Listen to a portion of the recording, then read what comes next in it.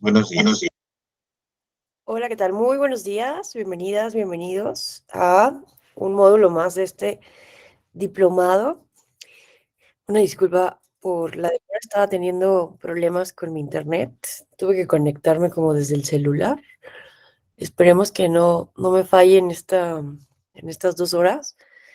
Les pido que si cuando esté presentando hay problemas de que no me escuchan bien o me escuchan lento, como con retraso, por favor me lo indiquen. Bueno, vamos a empezar. Qué gusto volver a verles. Permítanme compartir la presentación que hemos preparado para hoy. Mm, Bueno, la dinámica va a ser similar a la vez pasada. Voy a hacer una presentación aproximadamente como de 1 hora y posteriormente podemos abrir los micrófonos para preguntas y respuestas, pero como la vez pasada, si alguien quiere hacer alguna pregunta, aportación, comentario, mientras esté la exposición, con toda confianza, ¿no? Como la vez pasada, ahora que veo aquí a Abel Piña, que nos hizo una pregunta muy buena, ¿no? Y que fomentó el debate en la primera sesión que tuvimos, ¿no? Juntos y juntas. Entonces, igual, ¿eh? Si quieren hacer alguna pregunta o, o comentario, pues buenísimo. Estaré atenta. A ver, entonces, permítanme empezar a compartir la presentación.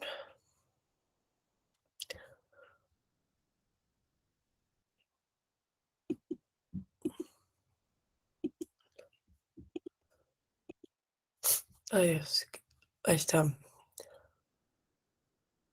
Que yo ya no sé si es mi alergia o ya me resfrié, pero ya tengo mm, síntomas.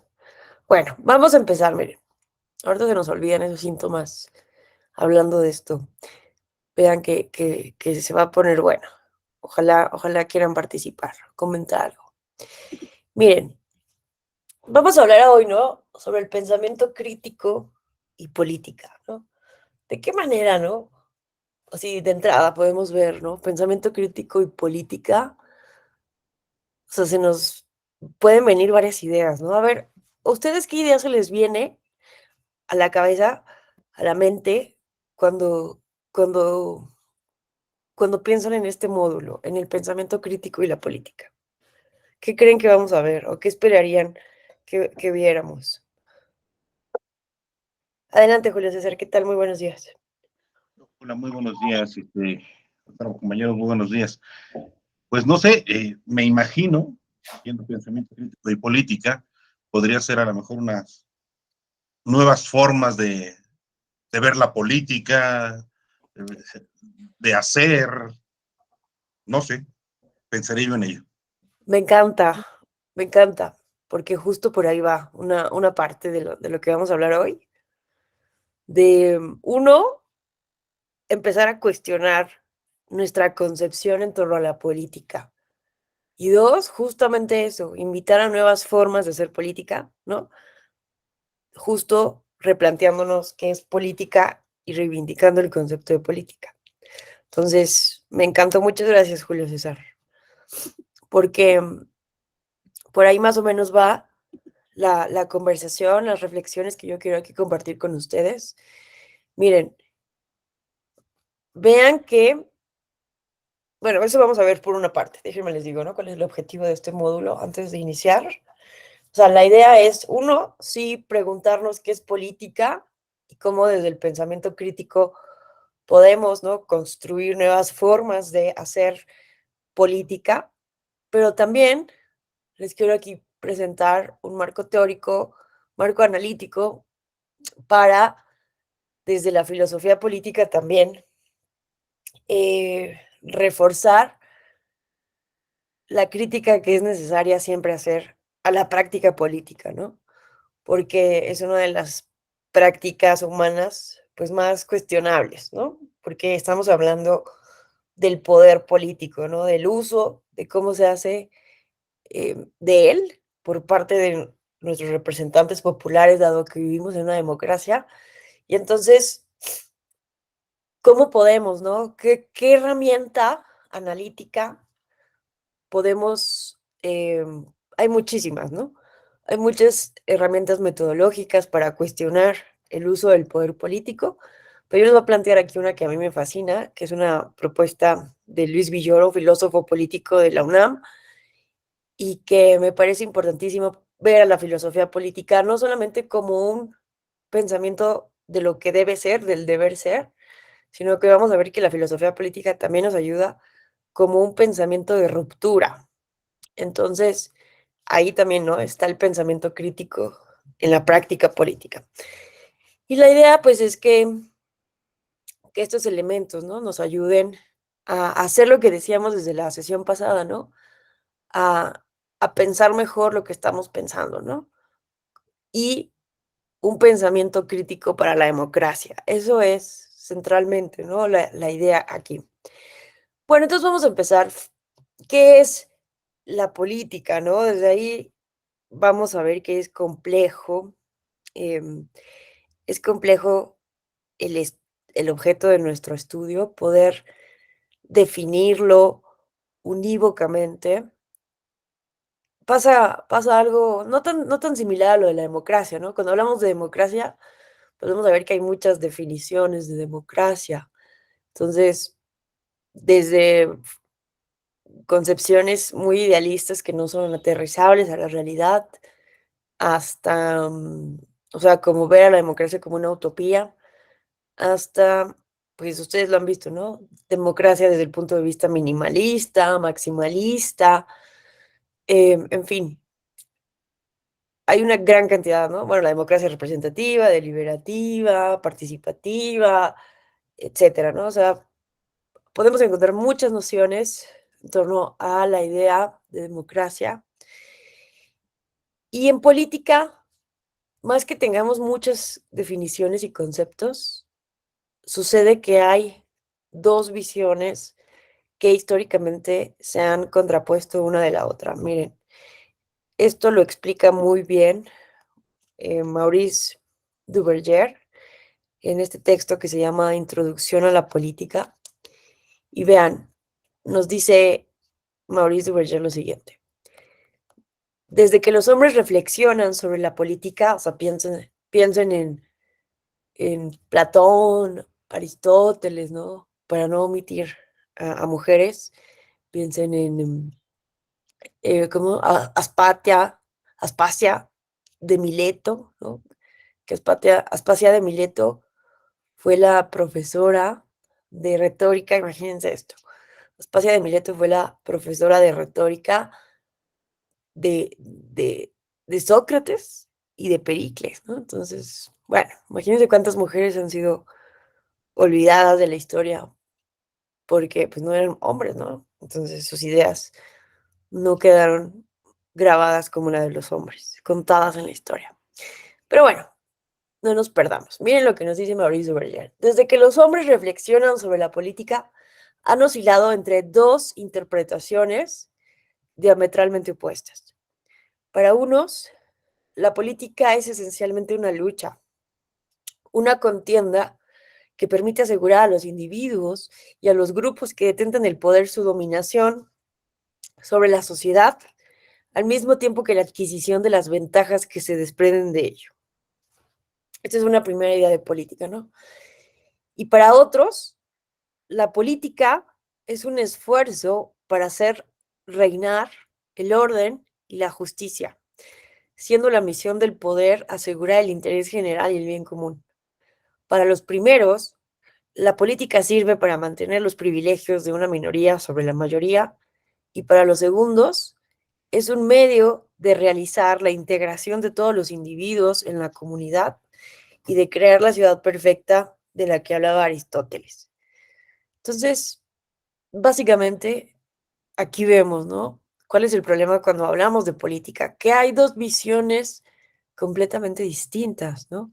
Y fíjense que la primera visión de política, pues tiene que ver muchísimo, ¿no? Con esta ruptura que se da en la modernidad, esta separación que se da en la modernidad entre política y moral, entre política y ética, ¿no?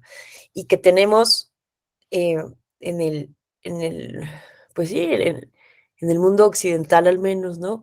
A Maquiavelo como uno de esos puntos de quiebre, ¿no? Para empezar a separar política y moral.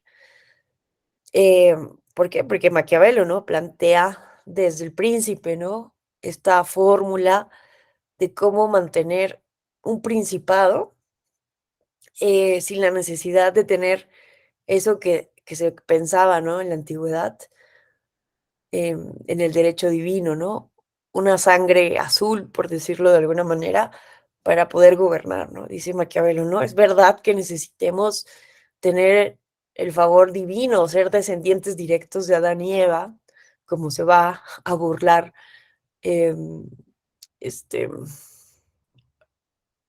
ay, se me olvidó su nombre, el autor del segundo tratado sobre el gobierno civil, John Locke.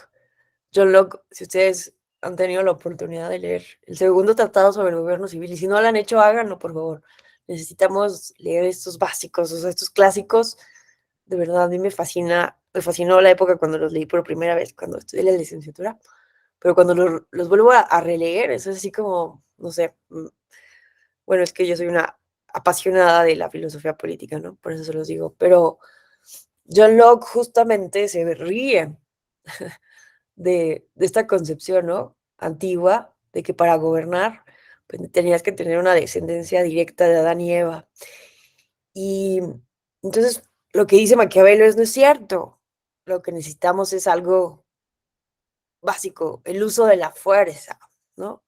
Entonces, eso va a contribuir a la ruptura de la modernidad entre política y moral, porque en la antigüedad, recordemos cómo veían, ¿no? Los antiguos y que los teóricos políticos llaman el paradigma aristotélico, ¿no? De ver em, la política se veía como un todo, la política era vista como algo sagrada, ¿no? Entonces la práctica política pues estaba muy relacionada con las creencias religiosas, ¿no? De los helenos en el mundo antiguo. Entonces la política era como un todo, la ciudad-estado, la polis, ¿no? Era tenía un propósito teleológico, ¿no? La política cumplía con un fin ético y moral, entonces no existía dicha separación, ¿no? Entonces, si ustedes me van un poco siguiendo a esto que quiero decirles, que, que una de las concepciones, ¿no? De las que nos habla aquí Maurice Duverger, pues es una visión amoral de la política, ¿no? Una visión estrictamente realista de la política, una visión, pues sí, fría de la política, ¿no? Mientras que en la segunda visión, pues encontramos esta tradición justamente eh, helénica, ¿no? Del paradigma un poco, hasta se cita, ¿no? Hasta vean cómo cita Maurice Duverger a Aristóteles. Eh, encontramos que la segunda visión de la política justamente busca este vínculo de la práctica política con la filosofía política, con el deber ser de la política, ¿no? Le agrega un fin ético, un fin moral, ¿no? La política como una práctica humana para buscar el bien común, para buscar el orden, la justicia y todas esas aspiraciones humanas que nos hemos planteado desde que los hombres y las mujeres, ¿no? Como aquí dice Maurice Duverger, reflexionan sobre la política. Entonces, bueno, este va a ser como una de las primeras cuestiones que yo quería mostrarles, que hay dos concepciones de política y que justamente, ¿no? Hoy en día eh, tenemos, ¿no? Bueno, vamos a pasar como a otra visión. Justamente yo les recomiendo muchísimo quienes han tomado clases conmigo han de decir, ya, maestra, siempre dice lo mismo, porque pues es, ¿no? Utilizo como esta autora, la utilizo muchísimo como referencia, pero de verdad les recomiendo muchísimo leer La promesa de la política de Hannah Arendt. Hannah Arendt es una pensadora política, a ella no le gustaba que le dijeran filósofa política, porque ella decía, ¿no? Solamente, bueno, que ella no había sido aceptada dentro del círculo de los filósofos políticos, ese círculo exclusivo de hombres que se dedicaban a la filosofía, entonces que ella no había sido como todavía admitida en ese círculo, pero que justo a ella no le interesaba. Ella decía, a mí no me interesa pertenecer al círculo de los filósofos, lo que a mí me interesa es comprender, ¿no? Entonces, desde ahí podemos observar, ¿no? La manera en que ella va a ser una gran pensadora política, porque no le interesa quedar bien con nadie. Y es un poco aquí cómo empiezo ya a introducir un poco la visión de la filosofía política como un pensamiento de ruptura, como un pensamiento crítico, porque vean que justo Hannah Arendt, y hay otro texto, hay otro libro que tiene, que se llama, un ensayo, que se llama Caminar sin asideros. Entonces, es básicamente lo que ella intenta hacer a lo largo de su vida, ¿no? A pesar de que ella es judía, ¿no? Y es una de las, o sea, es una exiliada, ¿no? Que en el contexto de la Segunda Guerra Mundial, del régimen nazi, tiene que escapar de Alemania y primero se exilia en París, pero después sabemos, ¿no? De la invasión nazi en Francia y desafortunadamente ahí, ¿no? La meten en un campo de concentración del cual logra escapar y termina en Estados Unidos, ¿no? Donde vivirá hasta el resto de sus días. Pero vean, a pesar de que ella era judía, no deja que esa tradición judía, que ese sentimentalismo, obviamente, ¿no? Que provoca para una persona judía, bueno, ni siquiera, no quiero decir sentimentalismo porque es banalizarlo, ¿no? Pero imagínense, o sea, lo que tú como exiliada, como perseguida de un régimen fascista totalitario, ¿no? Puedes sentir respecto a eso, ¿no? Pero a pesar de ello, ella no deja, ¿no? Que estos, estas conexiones que ella tiene con lo judío, con sus vivencias tan fuertes de vida, con una experiencia tan traumática, ¿no? Y además perder a sus amigos asesinados, ¿no? Por el régimen, como Walter Benjamin. Em, Imagínense, ¿no? Entonces, a lo que ella nos invita es a tratar justo de caminar sin asideros, ¿no? ¿Qué son los asideros? Pues piensen, por ejemplo, cuando nosotros bajamos de una escalera en una casa, ¿no? Utilizamos un barandal, ¿no? Para no caernos muchas veces. Entonces, la idea de caminar, andar sin asideros, es justamente buscar no apoyarse de ningún barandal y buscar, vean esto, comprender, comprender qué es lo que está ocurriendo en el mundo social, en el mundo político. Entonces ella, a pesar de que tenía esta conexión judía, ¿no? Por ello ella se vuelve muy, muy conocida y, y muy polémica, porque como ustedes recordarán, ¿no? Escribe en este libro, ¿dónde lo tengo? Espérenme tantito. Por aquí sé que está. Bueno, no importa.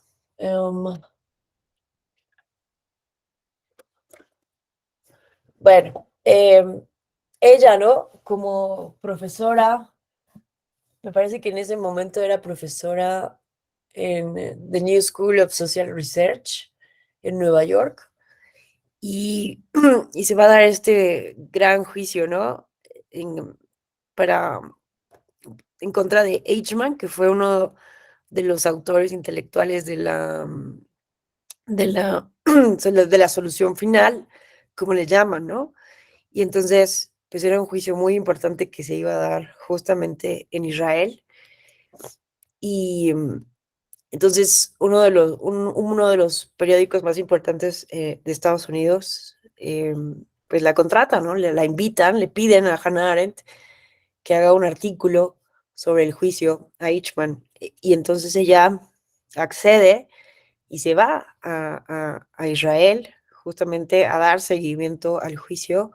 Pero imagínense, ella como pensadora política judía, pues pensaba, ¿no? Que iba a tener cierta visión específica.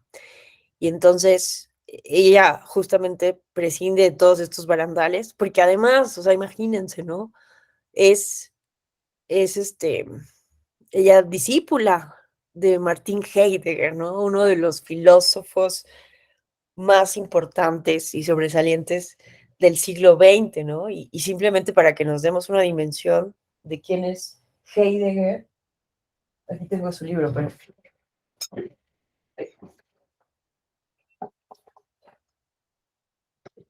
simplemente para que nos demos una dimensión, ¿no? De Martin Heidegger, o sea, este libro que siempre lo estoy intentando leer y releer, y lo tomo y lo retomo, pero ¿qué significa pensar, no?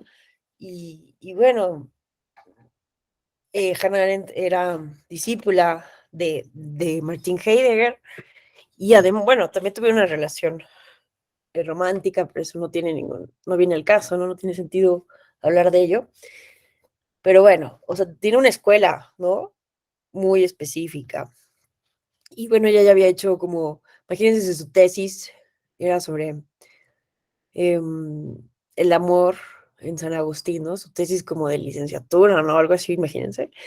Era el amor en San Agustín. No, una filósofa realmente, ¿no? Aunque ella muy humildemente decía que no lo era, que ella era una pensadora política. Pero bueno, entonces imagínense que ella se va a Israel y entonces empieza a observar las cosas como son, ¿no? Tratar de hacerlos sin asideros. Y lo dice en este libro, y habla de este concepto, ¿no? Que se ha vuelto muy famoso sobre la banalidad del mal. Entonces, ella básicamente va a decir eso, ¿no? No es que Eichmann y todos los líderes nazis fueran, representaran lo que ella llama el mal radical, ¿no? O sea, personas que representan el mal radical, o sea, personas realmente diabólicas, satánicas, ¿no? Que querían realmente eliminar a los judíos, ¿no?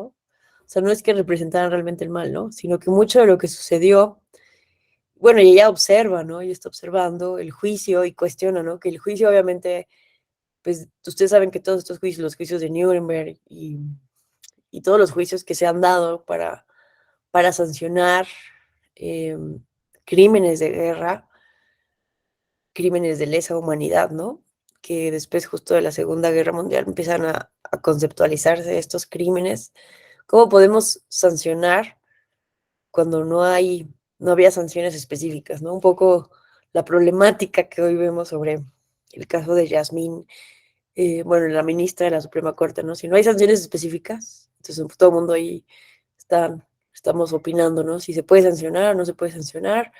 Entonces, bueno, Hannah Arendt lo que nos dice, ¿no? Lo que observa ella, bueno, empieza a haber como muchas problemáticas en el juicio, ¿no? El hecho de que justamente sean las víctimas en el mismo Estado de Israel quienes estén haciendo este juicio, bueno, y que además, ¿no? Hubo problemas, porque creo que Eichmann, si no mal recuerdo, pues fue encontrado o fue extraditado desde Argentina y, o sea, desde ahí como que hay muchas cuestiones que se pueden como cuestionar, ¿no? Hay cuestiones que se pueden cuestionar. Y bueno, entonces, eh, a lo que llega ella a la conclusión es, bueno, que además decía, ¿no? Ella que hablaba muchos idiomas, varios idiomas, pues se ponen los traductores de todo y ella observa que la traducción del hebreo al alemán era la peor traducción, ¿no? Que todavía estaba mejor la traducción en francés o al inglés, porque imagínense, toda la prensa internacional estaba ahí metida. Entonces había traductores para las principales lenguas, ¿no? Idiomas. Y entonces ella notó que justo la traducción al alemán era la peor, ¿no? O sea, era pésima la traducción. Entonces, que, que el acusado no estaba entendiendo bien, ¿no? Que, a la que se le estaba acusando, porque muchas cosas no se traducían bien o muy puntualmente. Ella notó eso mientras estaba ahí, ¿no? Y escribe todo un libro así que les invito también a leer, ¿no? No lo encuentro por aquí, pero por aquí anda. Y entonces, la conclusión que ella a la que llega es, eh, eh, pues no es que todos los líderes nazis fueran representantes del mal radical, ¿no? Sino que ocurre esto, ¿no? De la banalidad del mal, que, porque recuerda, ¿no? Que uno de los argumentos eran, pues es que nosotros no seguimos, no es, solamente seguimos órdenes, ¿no? Que fue una de las cuestiones que vinieron a modificar y a crear la crisis del positivismo jurídico actual, ¿no? Porque en los juicios, a pesar de que esto no era verdad, de que fueran completamente positivistas, formalistas jurídicos los nazis, como bien lo aclara García, García Amado, em, lo que se argumenta, ¿no? Por la defensa en los juicios de Nuremberg es que ellos simplemente siguieron órdenes, siguieron lo que decía la ley. Y aquí viene esta crisis, ¿no? Del positivismo jurídico y la gran pregunta de si lo que es legal es justo, ¿no? Entonces, bueno, aquí lo que nos invita a la reflexión general no es que realmente los burócratas nazis realmente fueran representantes del mal radical, ¿no? Que realmente tenían odio y veneno y habían perdido completamente la humanidad, sino que ocurre que, que en la práctica cotidiana, en la mecanización de las tareas, los seres humanos dejamos de pensar. Empezamos a hacer todo como en un como en un piloto automático, ¿no? Entonces vamos viviendo la vida como diría eh, Federico García Lorca, ¿no? Que hace poco vi una cita muy buena al respecto, como si estuviéramos muertos en vida, ¿no? Vamos por la vida como si estuviéramos muertos y pocos seres humanos están realmente vivos, ¿no? Entonces, pues un poco a eso hace referencia general, ¿no? Que nos metemos tanto en la rutina, en la mecanicidad de la existencia, dejamos de pensar, de cuestionar, de vivir, de sentir, y nos vamos acostumbrando a las exigencias de la vida moderna, que dejamos de cuestionarnos si lo que hacemos está bien o está mal, ¿no? Entonces, banalizamos el mal. Entonces, eso fue lo que ocurrió en gran parte, ¿no? Nos dice Hannah Arendt. Bueno, ella lo explica en un librote así, ¿no? Con con una profundidad filosófica como la caracteriza y nos dice eso, que bueno, pues todos estos líderes nazis, sargentos, pues estaban justamente ya en un piloto automático, no estaban pensando sobre si lo que hacían estaba bien o estaba mal, ¿no? Entonces, ella dice eso simplemente y obviamente toda la comunidad judía, pues la lincha, ¿no? O sea, incluso creo que pierde la clase que tenía. Hay una película muy buena creo que está en YouTube, incluso la pueden ver, que, sobre Hannah Arendt, sobre esto. Y bueno, es linchada, porque imagínate que tú eres judía y parece que estás defendiendo am, al autor intelectual o al resolutor, ¿no? De una orden como la del exterminio nazi, todo el mundo se le va en contra, ¿no? Pero ella se mantiene como una auténtica filósofa política en sus ideas, ¿no? Tratando de justamente de caminar sin asideros. Pero bueno, ella es sobre todo conocida por esto, por este concepto de la banalidad del mal. Se hizo famosa por este juicio a Eichmann. Pero vean que tiene muchísima producción académica, muchísimos libros, ¿no? Incluso tiene un libro de poesía que el otro día encontré, pero yo les invito, ¿no? Ahorita que estamos hablando de pensamiento crítico y política, a revisar esto y vean, desde el título uno pues se da cuenta que tenía una concepción completamente distinta de la política, ¿no? El libro se llama La promesa de la política y justamente uno de los ensayos de este libro se llama ¿Qué es la política? Y vean que básicamente, ¿no? Hannah Arendt pues es muy difícil, si ustedes le preguntan a una persona experta en el pensamiento de Hannah Arendt, es como muy difícil poder clasificarla, ¿no? Muchas veces decimos, este autor es liberal, este autor es marxista, este autor es X o Y, ¿no? pero ella justamente por esto de caminar sin asideros, de esta libertad del pensamiento que exige ser una auténtica pensadora política, una auténtica filósofa política, pues es difícil clasificarla, ¿no? Porque a veces puede hablar bien del liberalismo, a veces mal, a veces, ¿no? O sea, no puede hablar bien de los judíos, puede hablar mal de los judíos, puede incluso, ¿no? Ver cierto grado de humanidad en los coroneles nazis. Entonces, es como, vean, ¿no? O sea, a esto quiero llegar, ¿no? A la importancia justo de buscar caminar sin asidero. Entonces, ¿cuántas veces nos impedimos realmente tener un pensamiento auténtico, un pensamiento firme, porque no nos damos la oportunidad de pensar realmente, ¿no? Entonces, no es gratuito, ¿no? Que también aquí tengamos este libro, ¿no? ¿Qué significa pensar realmente?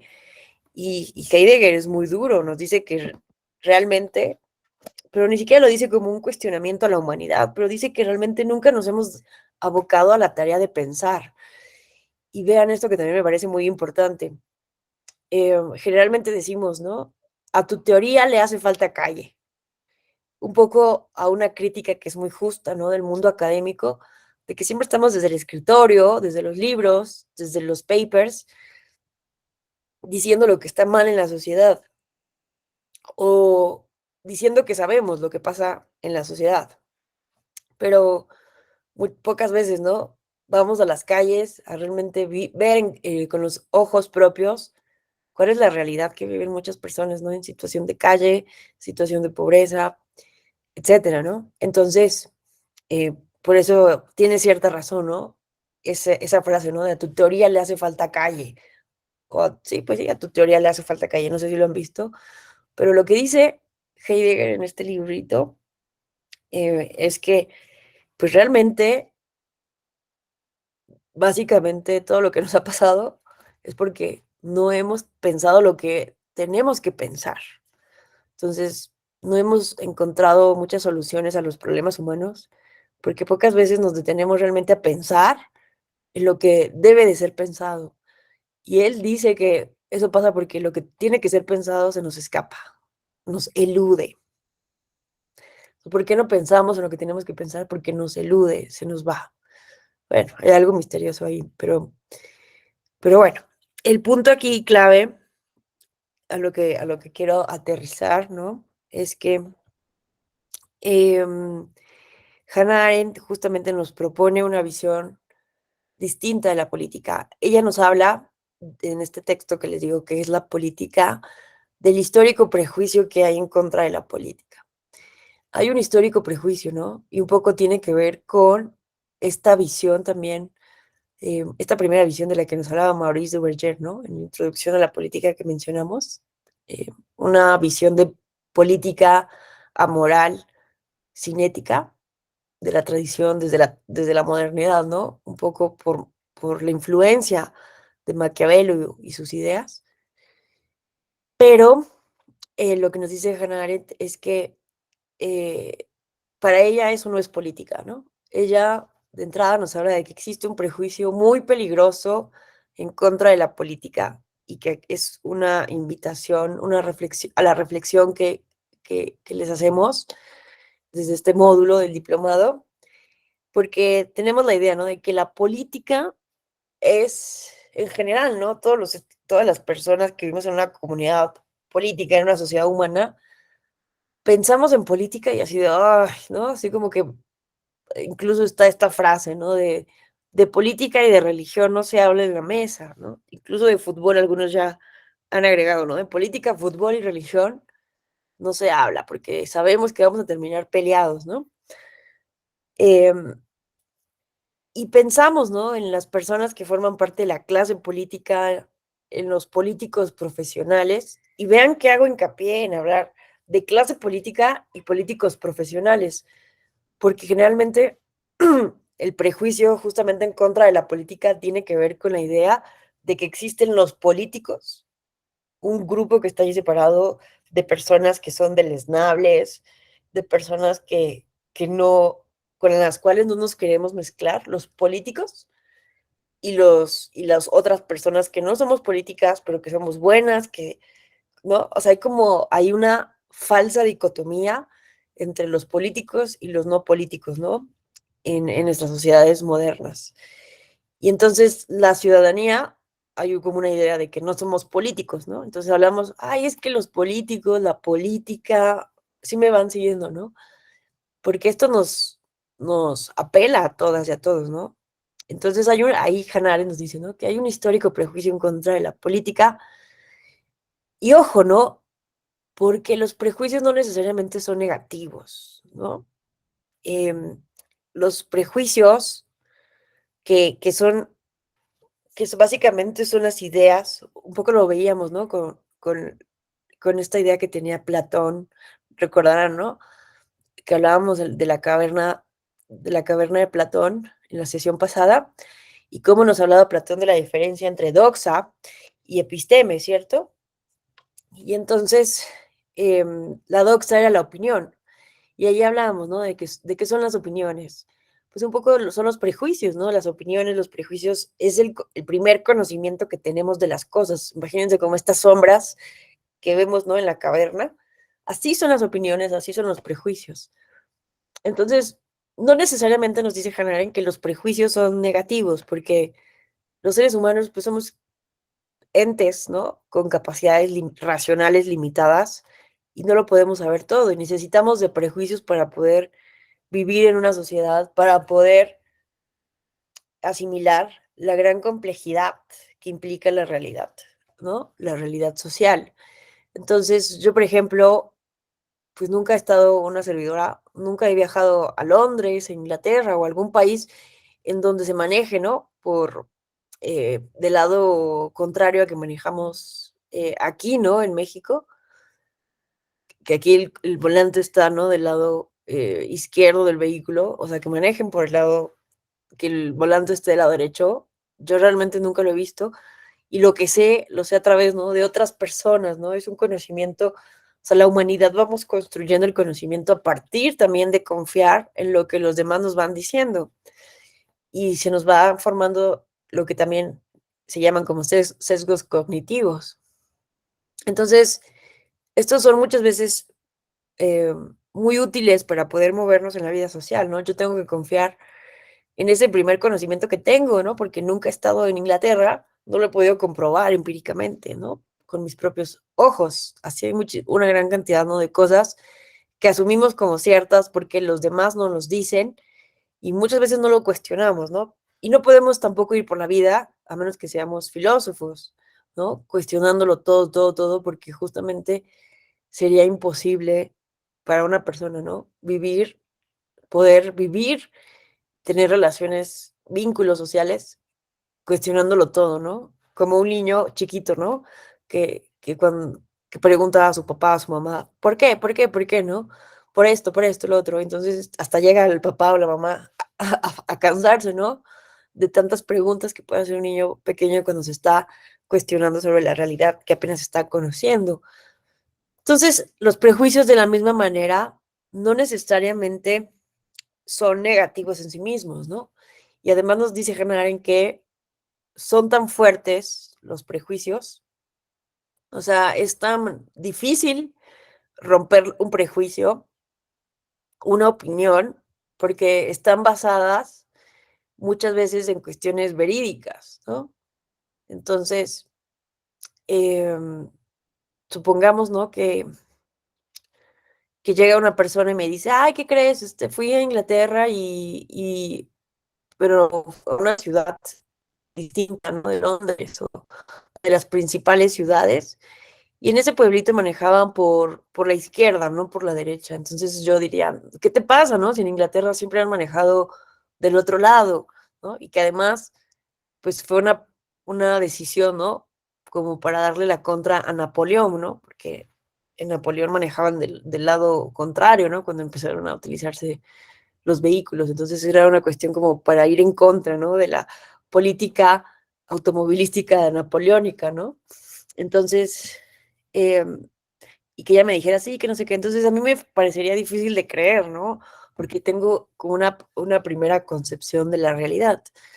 Entonces, está basada, ¿no? Aunque fuera verdad, mi prejuicio probablemente, ¿no? Me dominaría ante mi capacidad de cuestionármelo, porque para mí es más fácil, ¿no? Es más fácil como este conocimiento que ya me simplifica el mundo, creer que toda Inglaterra, todo el Reino Unido incluso es igual, homogéneo. Los seres humanos, por eso tendemos a hacer muchísimas generalizaciones, ¿no? Porque nos ayudan a simplificar ese mapa tan complejo de la realidad.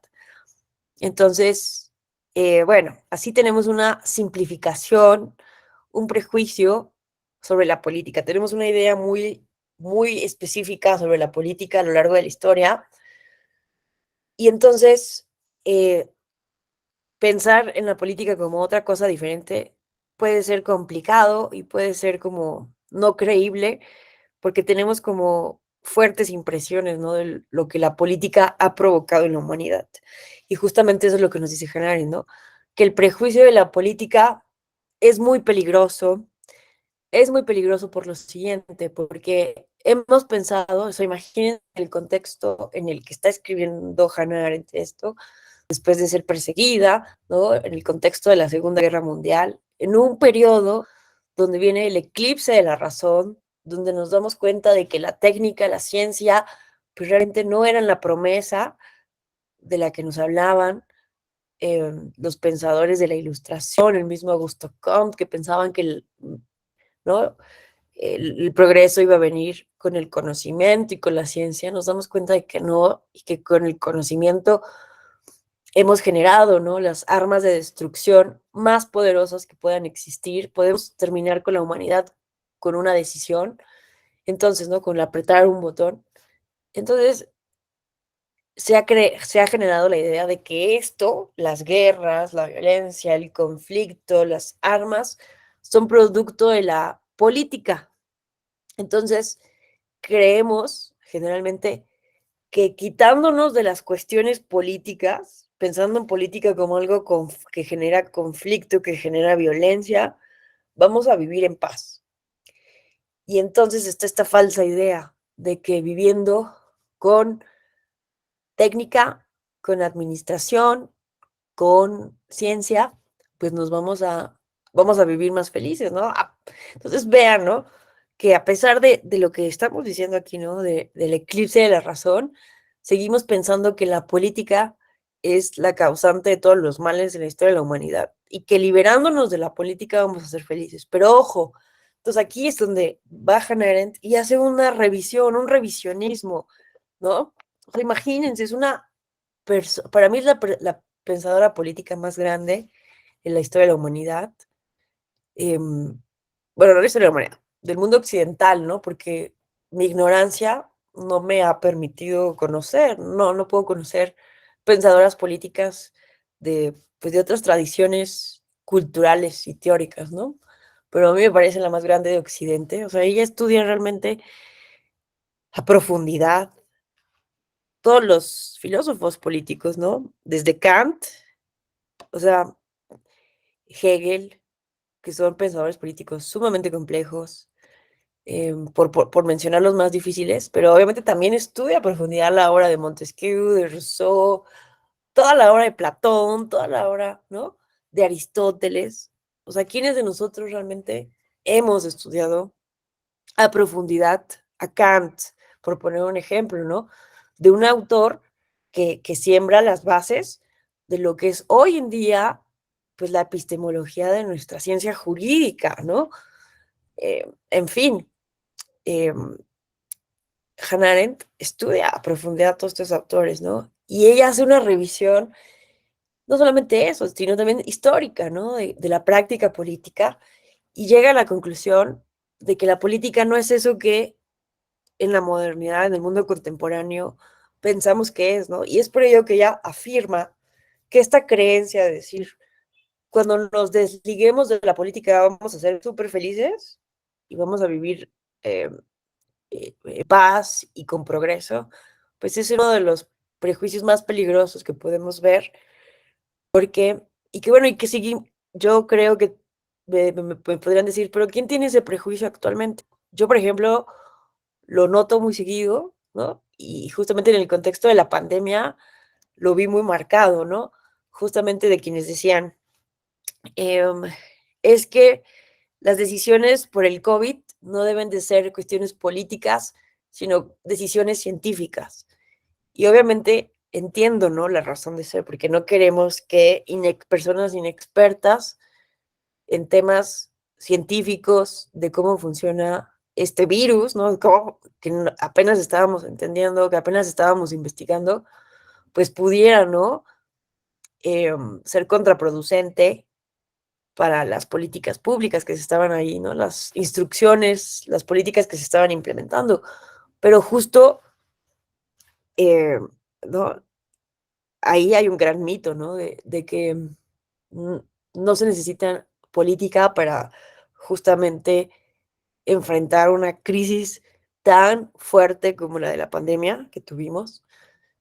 Pero ese es un ejemplo, ¿no? Después regresamos al ejemplo de esa falsa dicotomía entre política y administración, que déjenme, yo les digo, que desde la teoría de la administración pública, ¿no? Porque la administración pública se ha desarrollado como una disciplina, una ciencia diferente de la política, que desde la teoría de la administración pública, esto que Woodrow Wilson, el expresidente de los Estados Unidos, durante el periodo del porfiriato, y padre de la administración. Woodrow Wilson es el padre de la administración en general, ¿no? De la ciencia de la administración privada y la administración pública en general, ¿no? De la ciencia administrativa. Y Woodrow Wilson, desde lo que se conoce en la teoría de la administración como la escuela ortodoxa de la administración, planteaba que se debía separar estrictamente política de administración. Pues déjenme decirle que esa falsa dicotomía, justamente lo que les digo, se cae en el periodo de la posguerra y actualmente no existe un paradigma de unión entre la política y la administración en la teoría de la administración y justamente ese paradigma pues está conjugado de manera fenomenal a partir de lo que conocemos hoy como política pública, ¿no? Los estudiosos del public policy, de las políticas públicas, saben bien la necesidad de que en una decisión de Estado, de una decisión que deba de ser, que realmente va a resolver un problema público, no puede seguir amparado a la idea de la racionalidad absoluta de los seres, a esta falsa idea de la racionalidad absoluta. Entonces, antes, ¿no? Durante todo el siglo XX, hasta antes del periodo de la posguerra, insisto, ¿no? Dentro de la administración pública se creía, ¿no? Que todas las decisiones públicas provenientes del Estado, de la administración pública, tenían que seguir un paradigma de absoluta racionalidad. Las decisiones tomadas tenían que ser las decisiones técnicamente más perfectas. Nos damos cuenta de que el ser humano no puede con tanta racionalidad y entonces viene el paradigma dentro de la teoría de la administración pública, el paradigma de la racionalidad limitada. Y todos quienes nos dedicamos o quienes han estudiado el public policy, las políticas públicas, saben perfectamente, ¿no? Que no puede haber una política pública que pueda ser diseñada, ejecutada y ser exitosa, sino justamente incluye el ingrediente político dentro de la misma. ¿Pero qué es este ingrediente político? Es el ingrediente de la gobernanza democrática, es decir, el dialogar, el tomar en cuenta las percepciones, las opiniones de todas las personas que están siendo, de los actores o las personas o sectores que están siendo afectadas por los problemas públicos que buscamos resolver. Entonces, la idea aquí, ¿no? Es que ya no necesitamos o no podemos seguir aspirando a tener decisiones de Estado técnicamente perfectas porque eso es imposible, porque el ser humano no puede plantear cuál es la, ¿no? O si lo puede hacer, ver, ¿no? A lo que podemos caer, ¿no? Em, no necesitamos decisiones técnicamente perfectas, sino decisiones en donde decisiones de las cuales estemos convencidas las personas, los ciudadanos, las ciudadanas, y que nos parezcan que sean las decisiones más adecuadas y que estemos dispuestas y dispuestos a cooperar para su ejecución y para su realización. Y además no puede haber una decisión ejecutada correctamente desde el Estado si no se está, si no se está tomando en cuenta a las personas que son las principales afectadas por los problemas públicos, ¿no? Entonces, ahí está, ¿no? El mito de la separación, ¿no? Y pensemos en la pandemia, ¿no? No necesitamos decisiones técnicamente perfectas, sino que justamente había, ¿no? Hay una tensión entre el secretario de Salud y la ciudadanía, porque desde la ciudadanía, desde la opinión pública, veíamos que había muchas cosas que no cuadraban, que no funcionaban. Entonces, es por eso, ¿no? Que es necesario siempre escuchar, tomar en cuenta la opinión del sector empresarial, de la ciudadanía, del sector médico, de los científicos. No significa que vas a dejar de lado la razón o la ciencia, ¿no? Sino que por el contrario, justo necesitas tomar en cuenta diferentes perspectivas para tomar una decisión colectiva de cuál es el camino que vamos a seguir. Y es un poco por ahí donde va justamente la propuesta de Hannah Arendt de lo que es la política, ¿no? Ya que vemos que es muy peligroso este prejuicio de decir, eliminamos la política y vamos a ser felices. Pero ojo, porque lo que nos dice Arendt, cuando no hay política, ¿qué nos queda? Hay imposición, hay violencia, ¿no? Porque ¿qué implica entonces? ¿Qué significa entonces la política? La política, ¿no? Que viene de esta palabra griega polis, que a la vez la palabra polis, la palabra griega polis o la palabra latina público, comparten una raíz en común, que es pool, una raíz indoeuropea que tiene que ver con multitud, con diversidad. Entonces, vean esto, ¿no? La multitud. Tienen esta raíz, ambas palabras, indoeuropea. Entonces, ¿qué significa la política para la sociedad que inventó la palabra política y que empezó a hacer una práctica institucionalizada la política? Justamente eh, buscar esa manera en que personas, individuos, que están conviviendo en un mismo territorio y que comparten el mismo destino, ¿no? Con un destino común, con problemas comunes, puedan en un momento dado, personas que son completamente diferentes. Hannah Arendt nos dice por eso que la política trata del estar los unos con los otros aún siendo diversos. Entonces, imagínense a la persona que peor les caiga, ¿no? Imagínense a su peor enemigo, ¿no? Por decirlo de alguna manera. ¿Quién es la persona que más detesta en el mundo? ¿No? Puede ser el presidente de la República, puede ser algún líder de la oposición, no lo sé, porque todos, estoy asumiendo, ¿no? Que todos aquí pueden tener inconformidad con el presidente, pero puede ser al revés, ¿no? Entonces, algún expresidente como Felipe Calderón o alguien de su comunidad, de su colonia, algún vecino que realmente no soportan, o algún profesor de la Escuela Judicial Electoral, que puedo ser yo, no lo sé, piensen en alguien, ¿no? Que no les caiga bien, pero que en un momento dado, imagínense que al final del día, pues vivimos todos y todos en el mismo lugar, ¿no? Entonces, por eso Hannah Arendt nos dice que la política trata del estar los unos con los otros, aún siendo diversos. Entonces, de entrada, tenemos que reconocer. Ayer estaba escuchando una canción, no sé si les guste Los Babasónicos, es una banda de rock argentina, tiene una canción que se llama Púlpito, creo, y decía, acostúmbrate, no existe un mundo donde todos piensen igual que tú, así dice la canción. Entonces me gustó como eso y lo tuiteé, porque creo que eso tenemos que empezar a entender, ¿no? Que no existe un mundo donde todas las personas piensen igual que nosotras. Entonces, de eso trata la política, de cómo los seres humanos aprendemos a manejar el conflicto que se da cuando diferentes personas intentan imponer su visión de la realidad, ¿no? quieren imponer las decisiones que les parezcan las mejores, ¿no? Entonces, la política justamente trata de estar los unos con los otros, aún siendo diversos. Vean, esto dice Hannah Arendt, en el caos absoluto de las diferencias. Entonces, para ella, ¿no? La práctica de la política era esto que hacían los helenos, ¿no? En el mundo antiguo, de, de reunirse, crear, construir un espacio público, un espacio adecuado, donde nos juntamos fulanita, sultanita, fultanita, bueno, en ese momento eran puros hombres, ¿no? Y si hay que decirlo, que era muy limitada la ciudadanía, ¿no?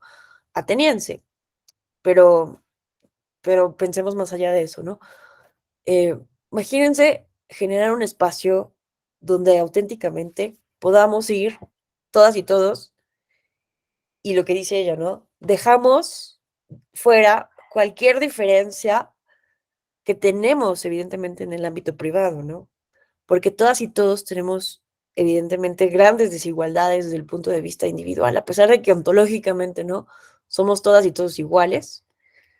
En la vida privada, realmente, en la vida real, en el día a día, hay muchas cuestiones que nos hacen, que nos pueden, que nos pueden separar, que nos pueden diferenciar, ¿no? Lo que hemos aprendido, lo que hemos estudiado, los contextos en los que hemos vivido, las ciudades, las diferentes experiencias. Entonces, imagínense que todo eso no tiene nada de importancia, no tiene nada que ver cuando nos sentamos en el espacio público con mis iguales. En el espacio público todos nos volvemos iguales y todos tenemos la misma oportunidad de, a partir del argumento, de la palabra, intentar persuadir al otro, a la otra, al otro, de que el camino que debemos de seguir para resolver un problema público debe ser A o B, ¿no? Entonces, eso es la política, la negociación, la disuasión, la persuasión, la negociación que se da en el espacio público con mis iguales, ¿no? ¿Y qué pasa cuando las negociaciones políticas no funcionan? ¿Qué pasa cuando no hay diálogo? ¿Qué pasa cuando no hay deliberación? ¿Qué pasa cuando hay una cerrazón? Cuando no se quiere escuchar a los otros, a los diversos, pues lo que vemos es imposición, lo que vemos es violencia, lo que vemos es autoritarismo, ¿no? Lo que vemos es eh, fuerza, ¿no? El uso de la fuerza, la coacción del Estado para hacer cumplir la imposición de las decisiones, ¿no? Que se dan de manera antidemocrática, antipolítica. Entonces, vean qué interesante noción de política, ¿no? Que nos viene a cuestionar todo lo que generalmente, ¿no? Estos prejuicios que tenemos en la política, que la política es eso, ¿no? Corrupción, nepotismo, em, este, una serie de personas que van a la Cámara de Diputaciones, al Senado, a hacer el ridículo, a dormirse. O sea, ¿cuántos prejuicios no tenemos sobre la política? Pero vean qué importante es la política justamente para evitar la violencia, la fuerza, la imposición y que las diversas opiniones realmente estén tomadas en cuenta en, en estos procesos dialécticos de la toma de decisión pública. Entonces, vean otro concepto que es importantísimo y que es el de la libertad política. Para Hannah Arendt, la libertad,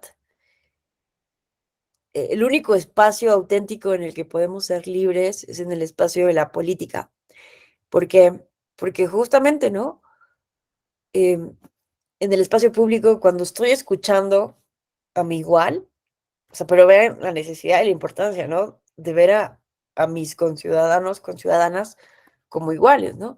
Entonces, una auténtica política y que permite la auténtica libertad política es aquel en que igual yo puedo llegar a la asamblea con la idea, con una idea A, y después de escuchar a diferentes oradores, a diferentes personas, a diferentes cabilderos, negociadores, yo puedo llegar a cambiar y a decir, creo que sí me convence y voy a votar por B, ¿no?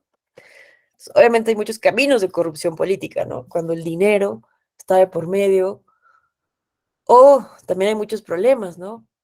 Como es cuando no hay diálogo, cuando nos cerramos al diálogo, y entonces hay que seguir lo que nos, lo que nos impone la disciplina partidista, ¿no? Por poner un ejemplo. Pero entonces la auténtica política es el único espacio de libertad política, porque vean esto, me permite moverme de una idea a otra, ¿no? Ir de la idea A la idea B. Y eso no quiere decir traicionar los ideales o las ideologías, ¿no? Sino implica todo lo contrario, poder ser libre y permitir que a partir del diálogo, de la discusión, mi igual, una persona que considero igual, con igual de capacidad política, me convenza de cambiar de opinión, ¿no? De ir, de moverme de una idea a otra. Ese movimiento de una idea a otra es para generar la libertad política, ¿no? Entonces, pensemos en cómo funciona hoy en día, ¿no? Los grupos parlamentarios, la lógica partidista, y pensemos realmente cuántas veces esa libertad política es posible, ¿no? No sé, pensemos en la reforma electoral, ¿no? Cómo se dio, cómo se gestó, a pesar de que invitaron a personas expertas a diferentes diálogos, ¿no? A estos, pues sí, foros para análisis de la reforma, ¿qué tanto se escucharon esas voces, ¿no? ¿Qué tanto realmente hubo una libertad política ahí, ¿no? Para realmente quienes tenían una idea de cómo debía ser la reforma, realmente se dejaron persuadir por por diferentes visiones de cómo tenía que ser la reforma electoral, ¿no? Es una pregunta. Entonces, bueno, esa es un poco la idea, el mensaje. Uno, de entrada, ¿no? A ver que existen diferentes ideas de la política. Y dos, un poco también, ¿no? Para ver la política más allá, ¿no? Verla más allá de la democracia representativa y también un poco subiéndonos al marco teórico conceptual, ¿no? De Habermas, de su idea de democracia deliberativa y la acción comunicante, pues Hannah Arendt también está un poco dentro de esa línea, ¿no? De que sea el habla, el diálogo, la negociación, quien es el principal instrumento, ¿no? A partir del cual podamos de manera colectiva tomar las decisiones que nos afectan y que, insisto, no deben ser las decisiones técnicamente perfectas, porque sabemos, ¿no? Quienes nos dedicamos, por ejemplo, al derecho electoral, tenemos una noción más o menos técnica, ¿no? Pensando en toda la experiencia que tenemos en la materia electoral. Muchas y muchos de ustedes trabajan, ¿no? Han trabajado en las juntas distritales, en los consejos distritales, en los tribunales locales, en los OPLES. Muchas y muchos hemos trabajado en algún momento, ¿no? Haciendo la talacha dura, ¿no? De la materia electoral. Sabemos cómo funciona y tenemos una idea más o menos técnica de qué sí se debe cambiar y qué no, ¿no? Y, y no necesitamos que nuestra ley electoral tenga toda esa expertise técnica necesariamente, ¿no? Pero sí tendríamos que tener reglas del juego democráticas en la que al menos, ¿no? Estemos mayoritariamente o hayamos generado un consenso, más o menos, ¿no? No por unanimidad, pero un consenso al menos sí debatido adecuadamente de cuáles deben ser las reglas del juego democrático, cuál debe ser el rol de nuestras instituciones electorales, cuáles deben ser sus funciones, su presupuesto. Y vemos que ahora no hay eso, ¿no? Hay más como una imposición de una visión específica a partir de un paradigma de austeridad pública, ¿no? Entonces, bueno, esa es una visión, obviamente, muy particular de una servidora, pero bueno, es un ejemplo de cómo, ¿no? Podemos ver la manera en cómo funciona la auténtica política o cómo debería de funcionar la auténtica política. Y ya más o menos para ir cerrando y darles la oportunidad de hacer el uso de la voz a ustedes y hacer preguntas, comentarios, quiero también, ¿no? Introducir esta propuesta analítica de Luis Villoro, que le recomiendo muchísimo leer este texto, que se llama bueno, que lo publicó hace muchísimos años en Letras Libres, Luis Villoro, que se llama Ideología, Ciencia y Filosofía Políticas, ¿no? Y vean, aquí lo importante es que veamos cómo la filosofía política es también un pensamiento de ruptura que puede ser una herramienta muy útil para desde el pensamiento crítico justamente cuestionar y poder identificar esto, que es la ideología política. Ojo, hay muchísimas nociones de ideología política, ¿no?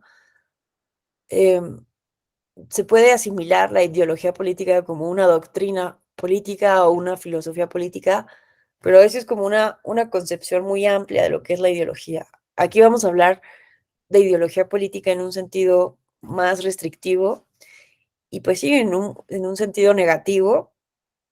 Y ahorita les voy a explicar, ¿no? ¿Por qué? Porque para Luis Villoro la ideología política eh, es negativa, ¿no? Y que justo la misión, una de las tareas o misiones de la filosofía política es poder revelar los discursos políticos ideológicos, ¿no?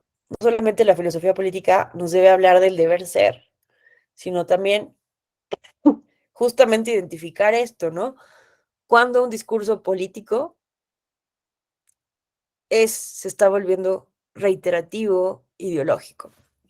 Entonces, bueno, vamos a analizar, ¿no? ¿Cuál es la diferencia, rápidamente, ¿no? Entre ciencia política, filosofía política, teoría política, ideología política, ¿no? Como que siempre estamos hablando de estos términos y justamente en este ensayo nos hace una propuesta, ¿no? Muy buena, muy sólida, Luis Villoro, para poder diferenciar y casi siempre utilizo esta metáfora de un barco para poder explicar qué es cada uno de ellos. Entonces, recordemos que los griegos eran excelentes navegantes, ¿no? Y es por eso que cuando los latinos utilizan a hablar del gobierno y empiezan a utilizar esta palabra gubernare, pues tiene cierto, ¿no? Pues sí, proviene justamente y la empiezan a utilizar de la raíz griega kibernetes. Kibernetes que tiene que ver con navegación, ¿no? Entonces, gubernare de latín toma, ¿no? Un poco esta idea de la navegación griega, porque eso significa para los latinos, ¿no? Gobernar, navegar, poder dirigir, el timón, timonare, ¿no? También timonare está muy ligado a la raíz kibernetes, gubernare, de lo que implica gobernar. Entonces, para los latinos, gobernar implica justamente dirigir, navegar un barco, ¿no? Entonces, imagínense que ese barquito que vemos en la imagen es el Estado, la ciudad-estado, la polis, como quieran verlo. ¿Qué, qué conocimiento nos permitiría tener la ciencia política de este barquito que es nuestro Estado? ¿Quién me dice? ¿Quién me ayuda? Imagínense que este barquito es nuestro Estado, nuestra polis. ¿Qué conocimiento nos puede ayudar a tener la ciencia política sobre este barquito? ¿Alguien?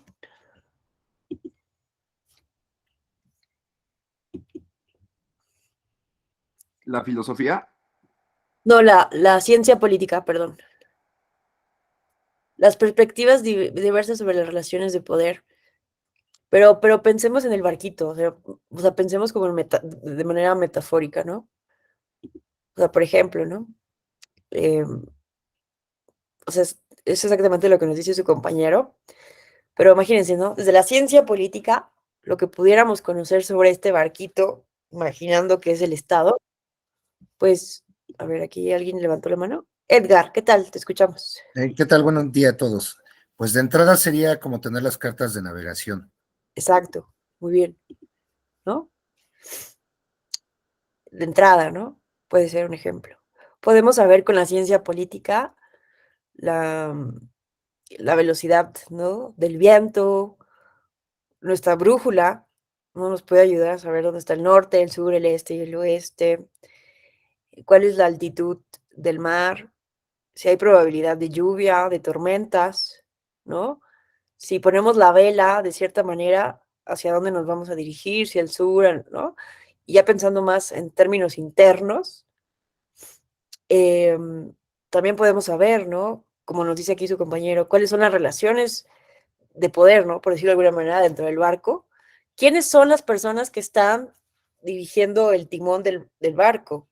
¿Es una persona o son varias? ¿Son solo hombres o son mujeres? ¿Son de una clase específica?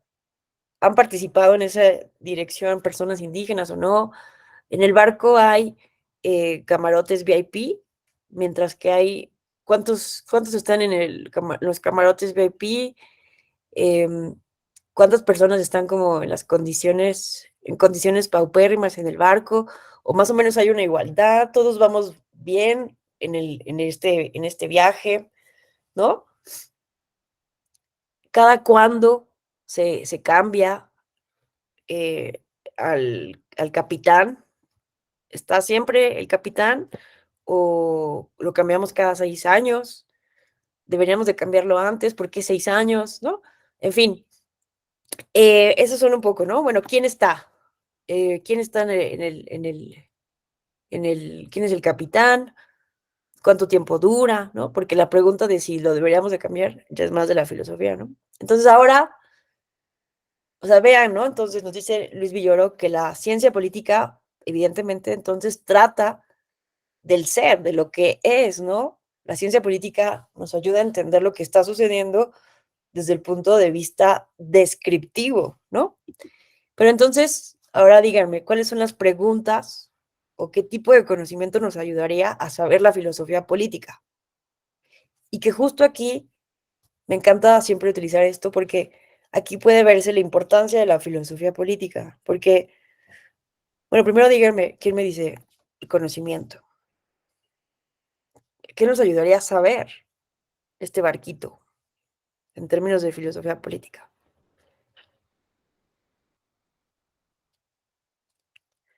¿Alguien?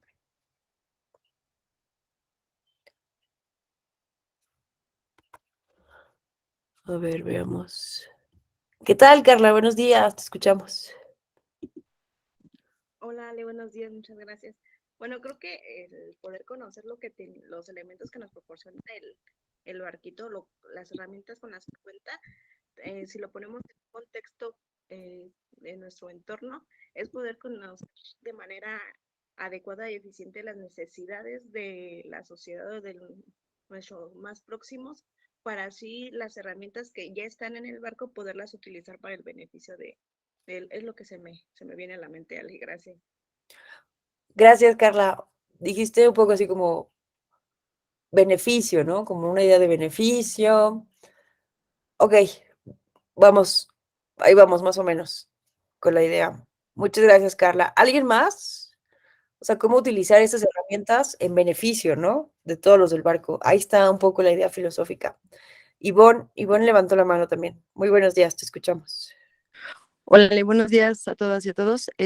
Bueno, pues yo creo que si, por ejemplo, ya tenemos la carta de navegación, la brújula, etcétera, podemos definir una mejor ruta, ¿no? Si vamos a trasladarnos a X lugar, bueno, pues a lo mejor aquí va a haber mucha marea o quizá las condiciones acá no son tan favorables y pues sí, justo eso, poder establecer una mejor ruta de llegada y hasta de organización. Por ejemplo, ahorita que comentabas quién es el capitán, cuántos tripulantes van, en qué condiciones van.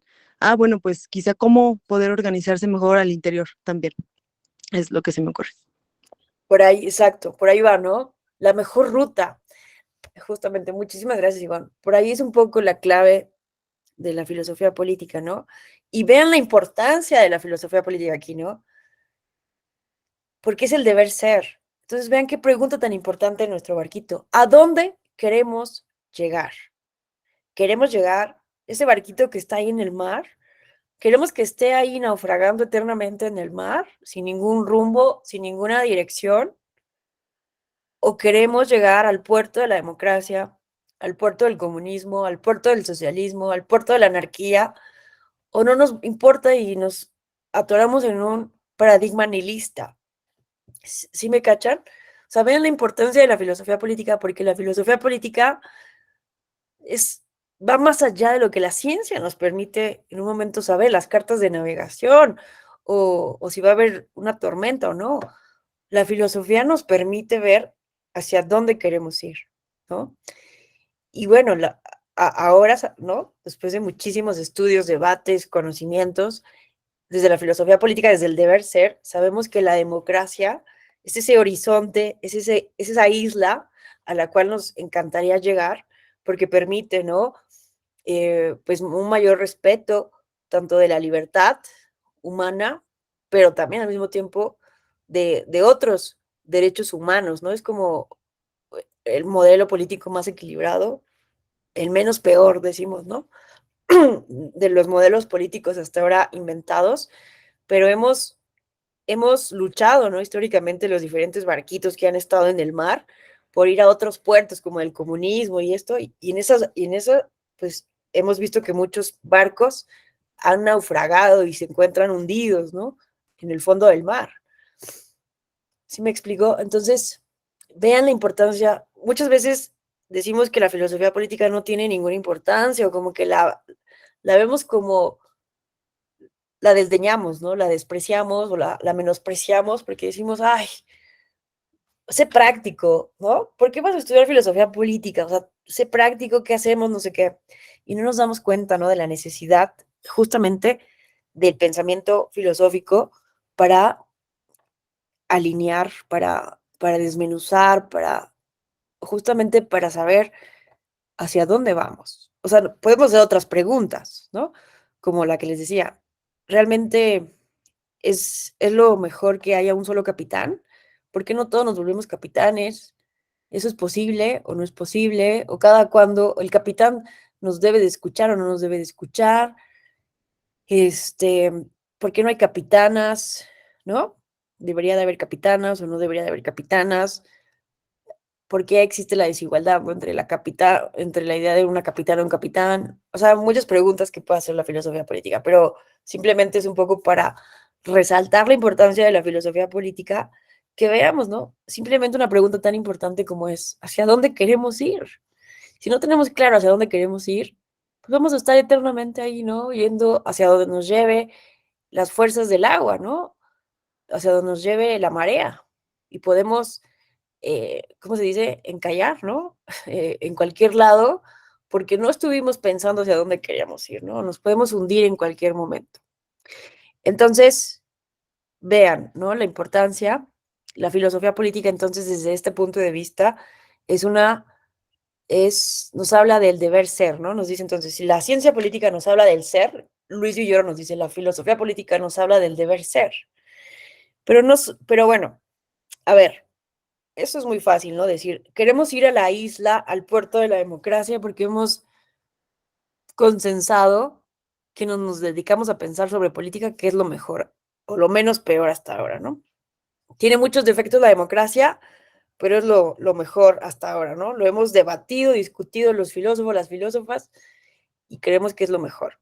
Ahora, ¿cómo resolvemos esa distancia o esa brecha que hay entre la filosofía y la ciencia política, ¿no? Porque una cosa es el deber ser y otra cosa es el ser.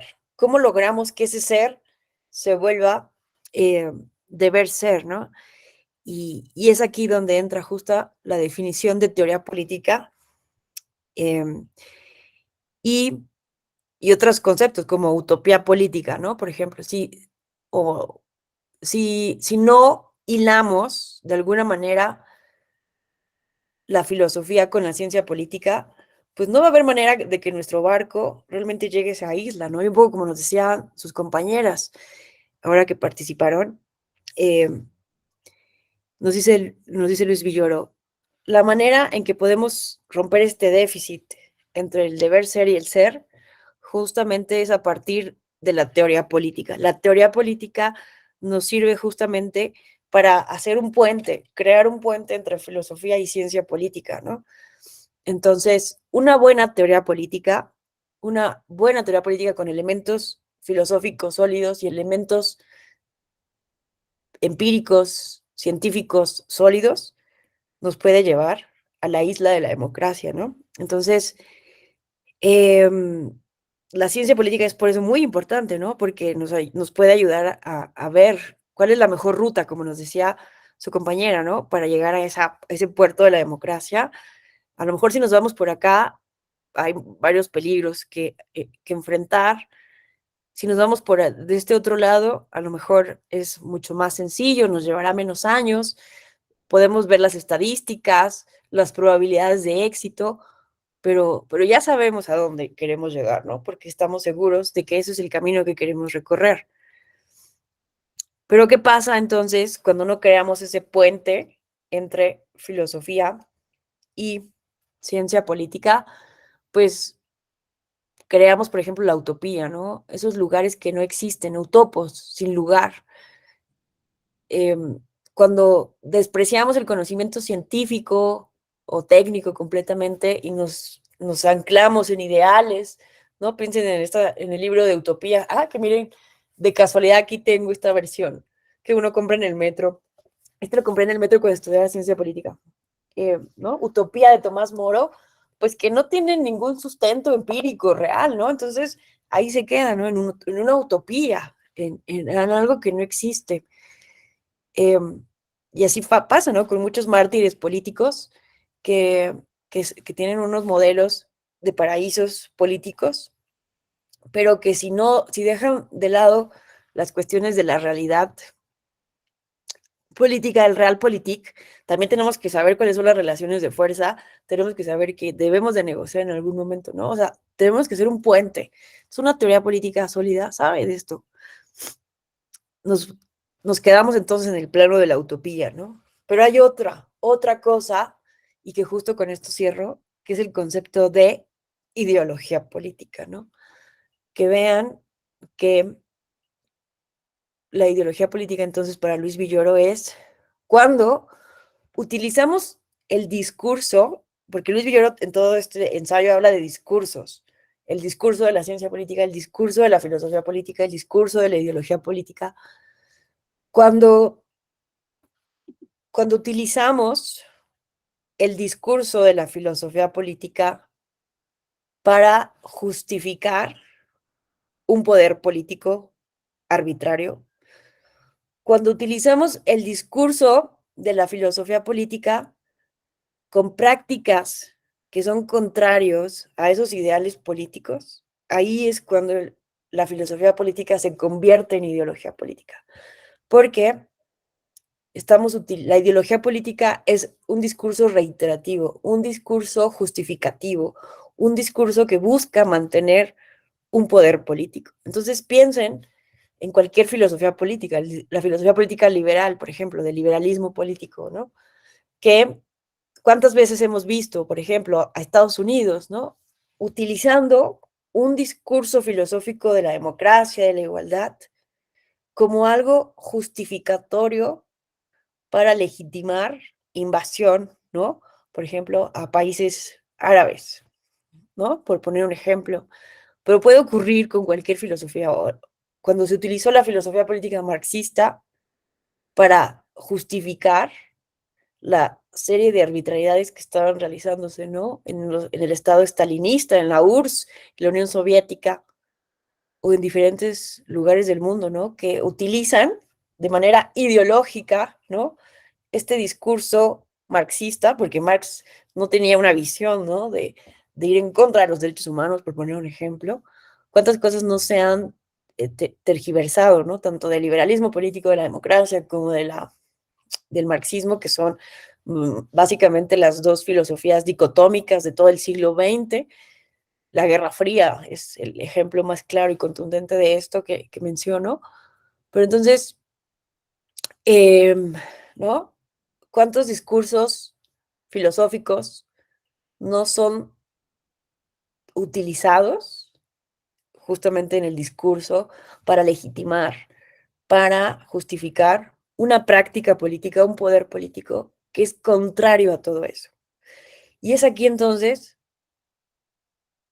que invito, ¿no? A utilizar, les invitamos en esta reflexión a utilizar la filosofía política, porque justo la filosofía política es la que puede dar cuenta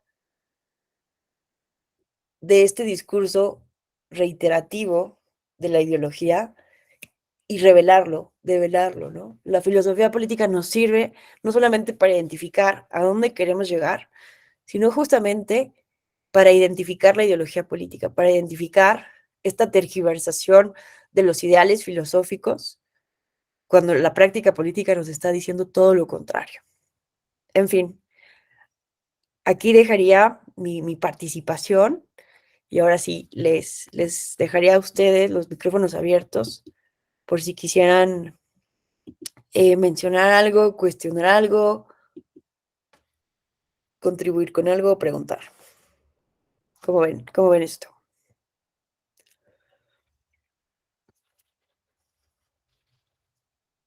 ¿Nadie? ¿Todo bien? ¿Estamos bien? ¿Qué opinan? ¿Les convence o no les convence? ¿Qué tal, Julio? Te escuchamos. Muchas gracias, compañeros. De verdad, no quiero ser Contreras. No, venga, esto de eso se trata. Bueno, me queda muy claro que es usted, admiro usted mucho a Hannah Arendt. Eso me parece muy bien. Pero, ahora sí, retomando a Heidegger, Heidegger en su obra de Ser y Tiempo hablaba de la existencia inauténtica. Y una de las cuestiones que hemos tomado aquí, e incluso lo apunté, es cuando usted mencionaba el hecho de que usted nunca ha viajado a Londres y que en determinado momento, pues, asimilamos las cosas que nos dicen de Londres y que no era tan válido estar dudando siempre.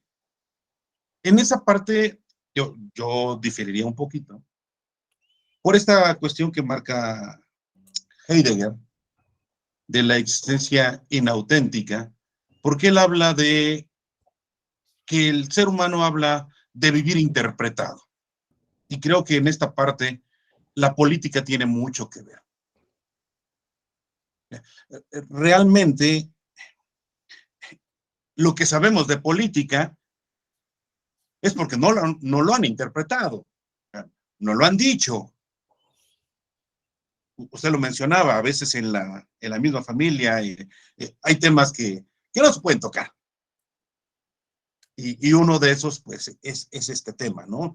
Y es a lo que Martin Heidegger diría, bueno, a ver, espérame, no puedes hacer política si no discutes la política, porque si tu referencia política va a ser un payaso como Broso, o vas a tomar como cierto todo lo que te dicen los medios, y eso es política, caray, entonces, como que ahí le estaríamos dando razón a Martin Heidegger cuando habla de esa existencia inauténtica, hablando de política. Yo creo que sí se vale dudar. Bueno, usted mencionaba un libro, yo me gustaría recomendar este, Contra la ética de la verdad, de Zagrebelsky, porque cierto, hay que tener oídos a todo lo que nos llega, pero realmente existe ética en lo que nos dicen. ¿Y hasta dónde nosotros podemos tener ese criterio para poderlo asimilar, ya no como verdad, sino como cuasi cierto? Yo lo pondría así, pero de verdad, muchas gracias, muy interesante la charla, muy, muy interesante. Hombre, Muchas gracias. gracias. A ti, gracias.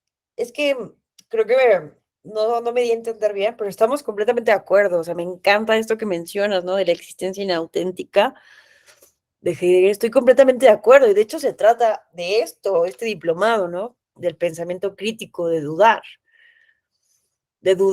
Pero un poco lo que yo quería decir con el ejemplo, a lo mejor fue un mal ejemplo, el de Londres, porque es muy empírico, ¿no? Muy, pero a ver, a lo que voy es que, que no necesariamente ese conocimiento que tenemos de las cosas, en todos los casos, sea algo malo, ¿no? O sea, ese ser interpretado del que hablas, no en todos los casos, no podemos cuestionar toda esa interpretación en nuestro día a día, ¿no? Por decirlo de alguna manera, desde un punto de vista de la función social. Pero era simplemente como una salvedad, porque yo estoy completamente de acuerdo contigo en lo que sabemos de política, es lo que, lo que nos han dado como una interpretación, ¿no? Em, hegemónica de lo que es la política. Y como dices, ¿no? Nuestros referentes son Broso, son estos comentaristas políticos o las personas que están al frente de los medios noticiosos. Entonces yo justamente estoy completamente de acuerdo contigo en que hay que cuestionarlo, ¿no? Que hay que dudarlo y hay que debatirlo todo el tiempo, ¿no? Y que justo esta es la idea de la filosofía política de esta última parte que les mencionaba, ¿no? De la filosofía como un discurso disruptivo, de ruptura, que justamente nos permite identificar todas estas cuestiones ideológicas, ¿no? Estas tergiversaciones que se hacen desde la filosofía a la práctica real de la política. Entonces, realmente estamos muy de acuerdo, pero qué bueno que lo mencionas para que no se malinterprete esto que dije, ¿no? De que, sí, estamos muy bien en este mundo de sombras. Pues no, evidentemente no estamos bien. Muchísimas gracias, Julio César. Y anoté el libro, Contra la ética de la verdad. Me parece muy, muy bueno el título. Lo voy a conseguir, te lo agradezco enormemente. ¿Alguien más que quiera participar? Preguntar algo, cuestionar, porque tienes razón, Julio César, ¿no? Hay que cuestionarlo todo y estamos en el plano académico donde justamente eso pues debe ser lo más normal, cuestionarnos unos a otros nuestras ideas, ¿no? Pero como dice Julio, ¿no? ¿Qué tan ético es el cuestionamiento, ¿no? ¿Por qué cuestionamos? ¿Con un afán de avanzar más en la búsqueda de la verdad? ¿O, o solamente, ¿no? Porque aquí también hay una cosa, ¿no? El pensamiento crítico. Criticamos simplemente por criticar, porque hay que criticarlo todo y ya, y vamos a incendiar y quemarlo todo, o, o lo que nos plantea Julio César, ¿no? Si hay un planteamiento ético detrás, ¿por qué necesitamos cuestionarlo? Porque vemos que no estamos viviendo bien, ¿no? Porque vemos que quienes han interpretado el ser de alguna manera, pues no lo han hecho adecuadamente, ¿no? Éticamente. Entonces eso me parece importantísimo y qué bueno que Julio César nos los puso aquí sobre la mesa. Querida Carla, te escuchamos. Gracias. Una disculpa porque ahorita no se me complica prender la cámara. ¿Sí me escuchan bien? Te escuchamos muy bien. Ok, bueno, referente a la clase, lo que se ha comentado, creo que es cierto, como, bueno, la reflexión, no, la conclusión que llegué yo es poder romper muchos paradigmas en cuestión de la política. Creo que en ocasiones pensamos que la política solamente es para una élite, solamente es para un grupo de personas, ¿no? Y nos olvidamos que la política nos incluye a todos. Y desgraciadamente las personas, o hasta en ocasiones yo me incluyo en algunos casos, al no querer como conflictuarnos, decimos, bueno, pues ya, que ellos se despedacen, ¿no? Pero nos olvidamos que realmente eso es lo importante, el involucrarse, aunque sabemos que es, tal vez se puede comparar con una democracia participativa, pero creo que es importante ir rompiendo esos paradigmas mentales que podemos llegar a tener, en que solamente un cierto sector tiene la responsabilidad de armar políticas públicas, ¿no? Cuando todos nos tenemos que interesar, Exacto. como nos ponías el ejemplo del barco, ¿no? Ok, ya tenemos las herramientas, vamos a buscar en conjunto el puerto al que queremos llegar.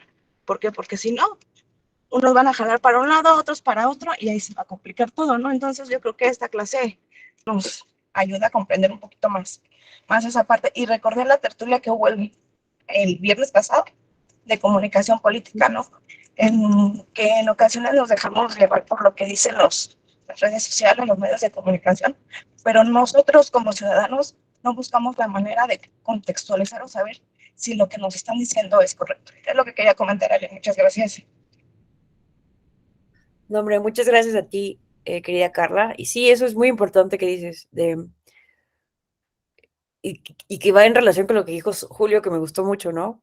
Para hacer política hay que discutir la política, ¿no? Dices, no, no quiero discutir de política, pues justamente pues nunca vamos a entender qué es la política, ¿no?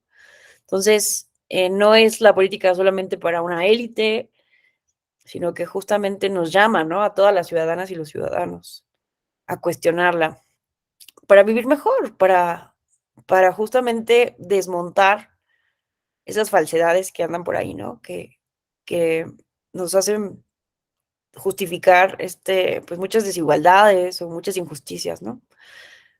O hechos de corrupción o de impunidad, etcétera. Entonces, pues sí, muchísimas gracias, querida Carla. ¿Alguien más? Nos quedan 12 minutitos. ¿Alguien más que quiera comentar algo, cuestionar algo, preguntar, aportar?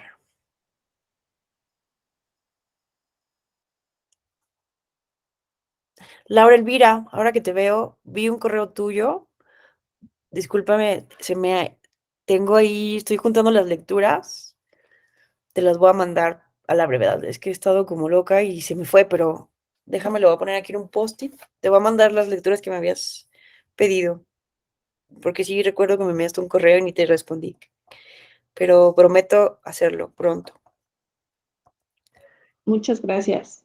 No, gracias a ti, perdona la demora, es que a veces estamos como con tantas cosas, pero prometo hacerlo a la brevedad. Bueno, pues les agradezco enormemente su paciencia con el monólogo larguísimo que me eché, su atención, su interés. Ya no nos vamos a ver en este diplomado, pero les deseo que lo terminen con muchísimo éxito y pues que mantengamos vivo, ¿no? Ardiente ese pensamiento crítico, y que también, ¿no? Sus comentarios que nos ayuden a la Escuela Judicial Electoral a mejorar estas clases, el mismo diplomado, pues serán muy bien acogidas. Les deseo que tengan una excelente semana y nos estaremos viendo seguramente en otras actividades académicas de esta Escuela Judicial Electoral. Hasta la próxima. Gracias, buen día. Muchas gracias, hasta luego, bonito día a todos. Bonito día a todas y a todos.